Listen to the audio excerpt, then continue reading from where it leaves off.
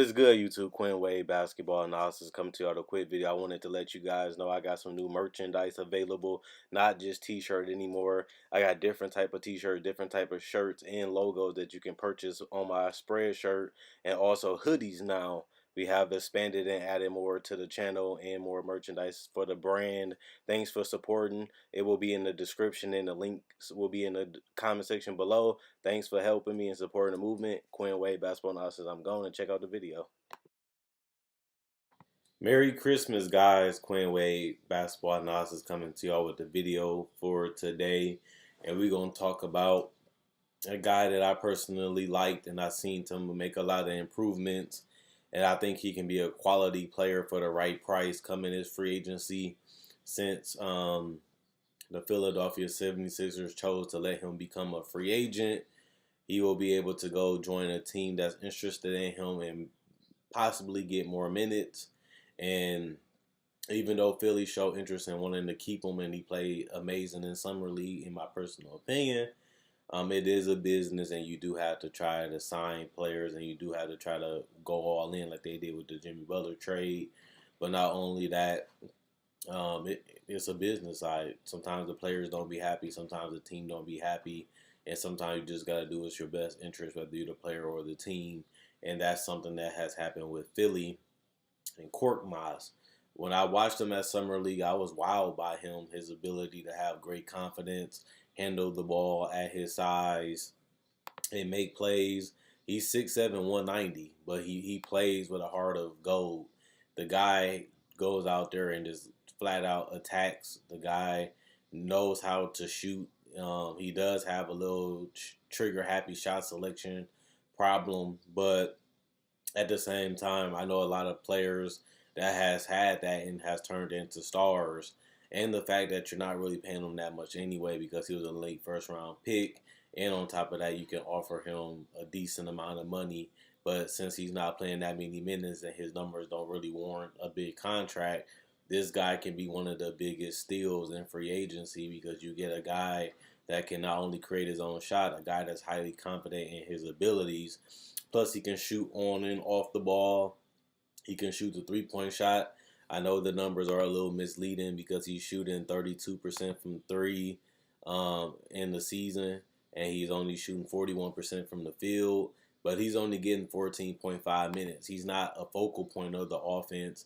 He's not a guy that's getting major minutes with a certain lineup. He's not a guy that's getting used to the best of his ability by the team. And the main reason why is because they got their main core, their main nucleus already, which is Joel Embiid, Ben Simmons, and obviously J.J. Redick and Jimmy Butler. And they basically plug players around them. But those guys are the guys that is going to get the bulk of the shots, the bulk of the minutes. And they don't really need Korkmaz at this time. Obviously, they do need shooting. But at the same time, Jimmy Butler going to play as many minutes as he can, especially when the playoffs roll around. They're not going to really need anybody to play significant minutes. And the fact that they got Wilson Chandler, and they still got time when the buyout season come to pick up another veteran, that could very well kill or hurt the value of Korkmaz, but also the minutes. So he's getting more minutes than he has ever got this season. So far, he's averaging 14.5 minutes per game, which is a career high compared to the 5.7 in the 14 games he played last year. Not only that, he's still giving you 6 points a game, which don't seem like a lot. But when you factor in that he's been inconsistently getting minutes throughout games and he's only averaging 19 minutes per game in December, he's still giving you 43 from the field, 37 from 3, 75 from the free throw line, 3 rebounds, 1 assist, and 8.2 points when he is getting those 19 minutes, which is quality. If you're going to give somebody under 25 minutes, you want them to make an impact when they come in. And Korkmaz has done that since he's been getting the minutes. He comes in and gives them attack mode. He gives them a playmaker. He gives them a guy that can even come off screens, and it has a lot of versatility to what they can do. But I just don't see him staying financially with the Sixers, and the fact that he has some type of upside with his size and length as a 6'7", 290 guy. He has a lot of potential, and I can definitely see a team giving him $3 to $5 to $8 million at the max a year just to try him out.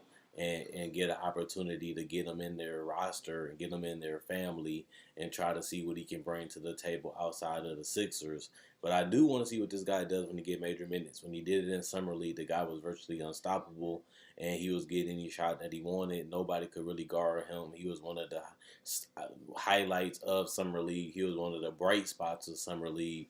And when he didn't get his extension, I was kind of a little surprised. Like, wow, the guy may not be playing and contributing as much as you want, but this is a guy that you want on your team. But if you can't really afford to keep him and he doesn't play well enough with Joel Embiid and Ben Simmons, which we don't know because they didn't play as much last year, only 14 games. Like I said, they only average a couple minutes a game. But at the end of the day, I like Korkmaz. I feel like he's gonna fit on a team, and if he gets the right system and if he gets the right players around him, he can give you double-digit points if you can give him 25 to 30 minutes. And I think that that's something he should look forward to trying to do in free agency, is finding a place where he can really go out there and show his whole full package of talent. And he can play multiple positions. He can handle the guard as a point guard, and he can also play the 2 or the 3 depending on what lineup and who he matches up with defensively. But offensively, he does it all. And I like the fact that he is so diverse when you consider that he's only been in the NBA for 2 years and he's 21. And, you know, that just shows you how well and how much work that he has put in to get to this point where he is a guy that I'm even making a video out of. When I seen him in Summer League, I thought he was going to be a huge focal point of what they're going to try to accomplish this year, and it hasn't really been the case. But one thing I can say is I would be willing to get, if I am interested in Korkmaz, I would be willing to give up a second round pick for a guy like Korkmaz because I can get him to help me out this season. But not only that, I can try to figure out what I can do and how I can use him. And I feel like the Sixers would gladly take a second round pick for a guy like Korkmaz, even if it's a late second round pick, because you rather get something than nothing and just let him walk for free. I think that that was something that hurted them when they didn't exercise the option. Is, you know, you could have had extended him and traded him to another team and then probably got a pick guaranteed, because if they would have extended him, that team would have got him for another year and they could have offered him more years than any other team if he would have played the next season with another team. But, you know, this is a decision that they chose to make, and they still utilizing him and letting him play even though, you know, his minutes is not that much. But I think he's going to make it in the league. I think he'll be fine. He was a guy that brushed me off the right way. When I'm seeing him play, he plays hard. He's not scared of nothing. He can handle the ball and get to the paint. He can shoot mid-range off the dribble. He can shoot threes off the dribble. And he can also collapse the defense. And you want ball handlers that could create their own shot, and that's something that he can bring to the table right away once you sign him. And the fact that he can give you three-point shooting, like I said, he's shooting 32% from three, but remember, he doesn't get consistent touches and consistent minutes every game. But in December, he's shooting 37% from three, which is above average. So that's something that you do have to consider if you feel like taking a flyer on him this season, or even if you want to pick him up and try to use him next year. I think Korkmaz is definitely an NBA player. I think he do have star potential. I think he can definitely be a 15 points player while also giving you 4 assists and about 3 to 5 rebounds, depending on how many minutes and how many opportunity he gives you. But I definitely think seeing how he played in Philly this year, if you can give him 25 to 35 minutes, he can give you double-digit points, whether it's being a 6 or a 7 man off the bench. This guy flats out knows how to play basketball, and this guy flats out knows how to score. He's going to be a special player. I don't know if he's going to be an all-star. I don't know if he's going to become a superstar. But like I said, we won't really ever know until he gets the opportunity to go out there and showcase what he can do in a focused offense and in a situation where he has the chemistry and the playing time to grow with his teammates. But not only that, he has the opportunity, and that's something that he doesn't currently have playing with the Philadelphia 76ers. Let me know what you guys think. Do you, as Sixers fans, do you want him to leave?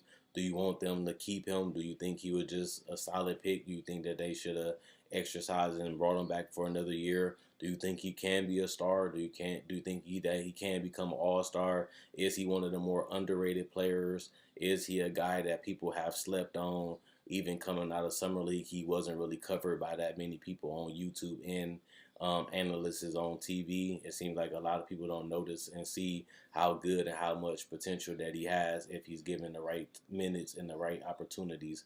I think he can definitely be special for another team, even if it's meaning him coming off the bench. I can even see him being a double-digit bench scorer if you're going to give him 25 to 30 minutes. He's going to give you at least 10 to 12 points a game if you give him around 7 to 8 shots. And that's a major part of a team. And if he can get those minutes, I think he'll definitely deliver. And I think he will definitely be a little bit more efficient with the right teammates and the right system. So let me know what you guys think about Korkmaz in the comment section below. Let me know if you guys think that, hey, Philly should keep him. He's going to be a star. He's going to be a superstar. He's not going to make it. He's underrated. He's overrated.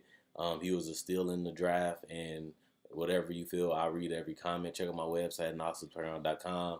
Link will be in the description in the comment section below. Check out my Facebook page, analysisplayground.com. Link will be in the description in the comment section below. Also, like I said, check out my Spreadshirt. I enjoy making these videos. You guys enjoy watching.